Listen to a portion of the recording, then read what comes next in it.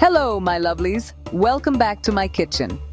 Today, we are making something truly special, something that is a star at every Nigerian party. We are making moi moi. Oh, I just love saying that name. Moi moi is a delicious steamed bean pudding. It is soft, it is savory, and it is packed with so much goodness. People love it because you can eat it with so many things. You can have it with jollof rice, with fried rice, or even just on its own as a lovely, healthy snack. It's a classic for a reason, and I'm so excited to show you how to make it perfectly every single time. So, are you ready? Let's get cooking. First things first, let's talk about why moi moi is such a brilliant dish.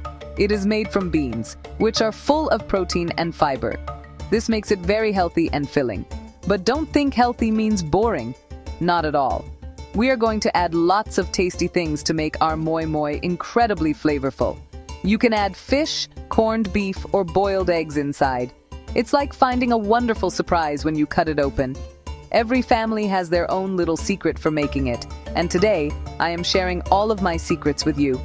It's a dish that brings people together, a real taste of home and celebration. So, before we jump into the kitchen and start making a glorious mess, let's gather everything we need. Having all your ingredients ready is the key to a stress-free cooking experience. You don't want to be running around looking for something when your blender is already whirring, do you? No, of course not.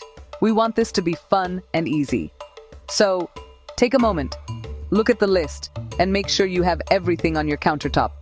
This process is called mise en place, a fancy way of saying get everything in its place.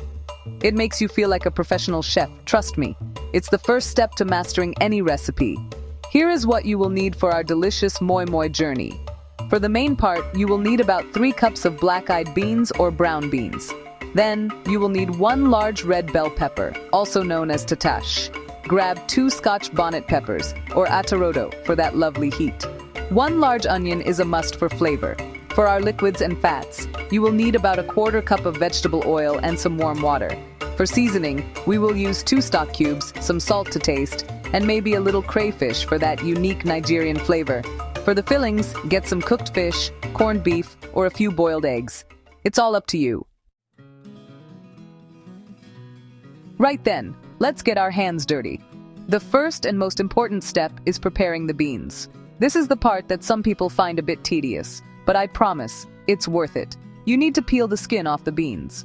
To do this, soak your beans in a generous amount of water for about 10 to 15 minutes. This helps to soften the skins. Don't leave them for too long, or they will become too soft to peel properly. After soaking, you can either peel them by hand, rubbing them between your palms, or use a food processor on the pulse setting. Just a few short pulses will crack the skins right off. Once you have rubbed the beans to loosen the skins, pour more water into the bowl. The skins are lighter than the beans themselves, so they will float to the top. Gently pour out the water with the floating skins. You might need to do this a few times to get rid of all the skins. It's a bit of a process, but a clean, skinless bean makes for a very smooth and beautiful moi moi. After peeling, give the beans a final rinse and leave them to soak in clean water for at least an hour, or even overnight. This makes them really soft and much easier to blend into a smooth paste. While our lovely beans are having a nice long soak, we can prepare all our other ingredients. This is the perfect time to get everything else chopped and ready to go. Wash your red bell pepper, your Scotch bonnets, and your onion. Chop them up roughly. You don't need to be neat with this, because everything is going into the blender anyway. This is where all that amazing flavor comes from, so don't be shy. The tatashe gives the moi moi its beautiful, inviting reddish-orange color, while the onion and pepper provide the taste and the heat. It's a magical combination. Now for the fillings. This is where you can get really creative. If you are using boiled eggs, make sure they are boiled and peeled. You can leave them whole or slice them in half. If you are using fish, it's best to use a firm, cooked fish like mackerel or tilapia. Flake it into bite-sized pieces, making sure to remove all the bones. Nobody wants a bone in their soft moi moi. If you fancy using corned beef, just open the tin and have it ready. Having these little treasures inside makes every bite an exciting discovery. It really elevates the dish from good to absolutely fantastic. Okay, our beans are soaked and soft, and all our peppers and onions are chopped. It is time for the main event, the blending. Drain the water from the beans and put them into your blender. Add the chopped tatache, atarodo, and onion. Now, pour in a little bit of warm water. The key here is to add just enough water to help the blender move. If you add too much, your moi moi batter will be too runny and it won't set properly. We are looking for a consistency that is like a thick pancake batter. You want it to be smooth and creamy, with no lumps at all. As you blend, you might need to stop and scrape down the sides of the blender jug with a spatula. This makes sure everything gets blended evenly. It's a team effort between you and your blender. Once you have a smooth paste, pour it into a large mixing bowl. Now, it's time to add the rest of our flavor makers. Pour in the vegetable oil. The oil helps to make the moi moi moist and rich. Then, crumble in your stock cubes, add your ground crayfish if you are using it, and a pinch of salt. Remember to start with a little salt, and add more if needed. You can always add more, but you can't take it away. Give everything a very good mix. Use a whisk or a wooden spoon to combine all the ingredients thoroughly. You want to incorporate some air into the mixture as you stir. This will help make your moi moi light and fluffy, not dense and heavy. Keep stirring for a few minutes until the color is even and everything is beautifully combined. Have a little taste of the raw batter to check the seasoning. I know, it sounds strange, but that's how you know if you need more salt or stock cube. Just a tiny dip with a clean spoon will do. Adjust it until it tastes just right to you. Now, let's talk about what we are going to cook our moi moi in. The traditional way is to use uma leaves. They give the moi moi a very special, unique flavor that is just divine. To use them, you wash them well and fold them into a cone shape before pouring in the batter. However, they can be hard to find. So, you can easily use small heat-proof bowls, ramekins, or even special moi moi pouches. If you use bowls, just remember to grease them lightly with a little oil so the moi moi doesn't stick. This makes it so much easier to serve later on. We are on the home stretch now, my friends. It's time to fill our containers. Whether you are using leaves or bowls, the process is similar. Pour the batter into your chosen container, filling it up to about 3/4 full.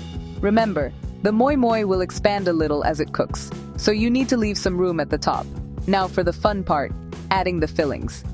Gently push a piece of fish, half a boiled egg, or a spoonful of corned beef into the center of the batter.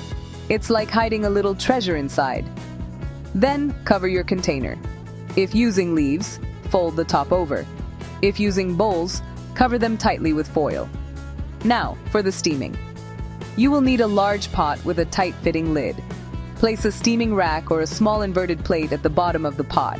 This is to keep your moi moi containers from touching the bottom of the pot directly.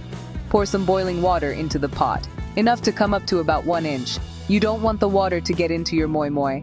Carefully arrange your wrapped or covered moi moi in the pot. Make sure they are standing upright and are stable. Put the lid on the pot and let the steaming begin.